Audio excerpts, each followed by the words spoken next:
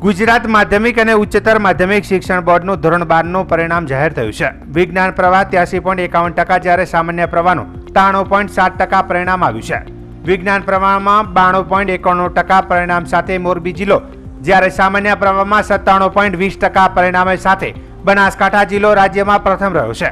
રાજકોટ જિલ્લાનું ગોંડલ વિજ્ઞાન પ્રવાહમાં સૌથી વધુ 96.60% પરિણામ ધરાવતું કેન્દ્ર બન્યું છે, જ્યારે સામાન્ય પ્રવાહમાં ધરાવતા કેન્દ્રો સપરેડા, વાગદરા, ચંદ્રાલા, છાલા, લીંબોદરા તેમજ મીઠાપુર કેન્દ્રનું 100% પરિણામ રહ્યું છે. જો કે તે દરમિયાન શિક્ષણ મંત્રી પ્રફુલ પાનસરિયાએ પાસ થનાર વિદ્યાર્થીઓને અભિનંદન પાઠવી નાપાસ થયેલા વિદ્યાર્થીઓને બેસ્ટ ઓફ 2 પરીક્ષા અંતર્ગત પરીક્ષા આપી પોતાનું પરિણામ સુધારી શકે તેમ જણાવ્યું છે. મિત્રો, આજે ધોરણ 12 સાયન્સ અને ધોરણ 12 કોમર્સનું પરિણામ છે. તમે બધા જ સફળ થવાના છો એ અમને વિશ્વાસ છે અને તમારા મમ્મી પપ્પાને પણ વિશ્વાસ છે.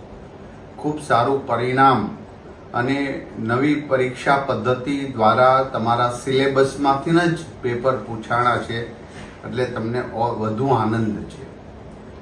પરંતુ પરિણામ તો આવશે. સફળ થયા છે એમને ખૂબ ખૂબ દિલથી અભિનંદન પાઠવું છું. એ પોતાના વાવેલા સ્વપ્ન સર કરશે. પરંતુ જે નથી સફળ થયા એમને પણ હું અભિનંદન આપું છું, કારણ કે સરકાર દ્વારા, બોર્ડ દ્વારા 1 મહિના પછી બીજી પરીક્ષાનું આયોજન કરવામાં આવ્યું છે. તમે તમામ વિષયની પરીક્ષા આપી શકશો અથવા તો જેમાં ફેલ થયા છો એમાં પણ આપી શકશો. માટે ક્યારેય ડિપ્રેશન કે ટેન્શનમાં આવતા નહીં. તમને પણ તમારા માટે પણ વ્યવસ્થા કરી છે. બહુ હોશિયાર કે ઠોઠ એવું હોતું જ નથી. તમારી અંદરની ભાવનાઓ કેટલી એના પ્રત્યેની લગાવ છે એ પર પરિણામ આવ્યા છે. પરંતુ આજેથી જાગીને જે અસફળ થયેલા વ્યક્તિઓ પણ કાલે સફળ થશે એની પણ આજથી હું તમને શુભેચ્છા પાઠવું છું. મિત્રો, આજે સૂર્યાસ્ત થયો છે, કાલે સૂર્યોદય થવાનો છે. આ બ્રહ્માંડના નિર્માણ પછી એવું ક્યારેય નહીં બન્યું કે સૂર્યાસ્ત પછી સૂર્યોદય ન થયો.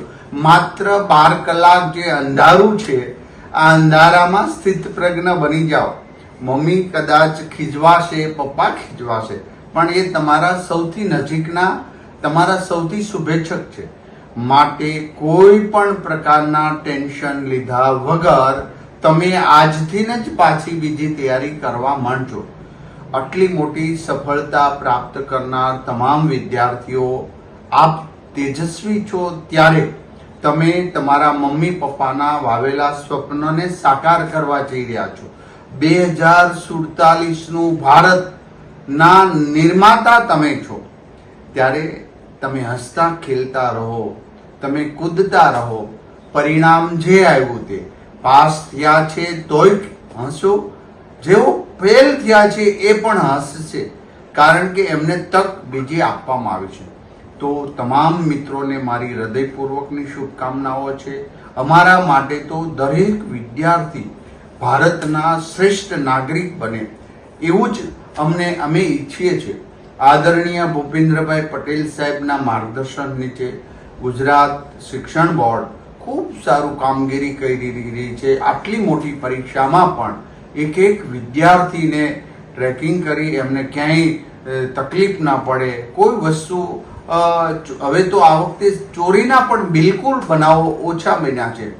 જે તમારી નિષ્ઠા દર્શાવે છે, તમારી સત્યતા દર્શાવે. હું આશા રાખું છું સફળ થયેલા વિદ્યાર્થીઓ ખૂબ સરસ રીતે મહેનત કરી સફળ થયા છે. જેઓ સફળ નથી થયા એમના માટે કાલનો દિવસ સૂર્યોદય થવાનો છે અને 1 મહિના પછી પાછી એક્ઝામ આપી તમે પણ આ લોકોના સાથે મુખ્ય પ્રવાહમાં રહેશો. સૌને હૃદયપૂર્વકની ખૂબ ખૂબ શુભકામનાઓ.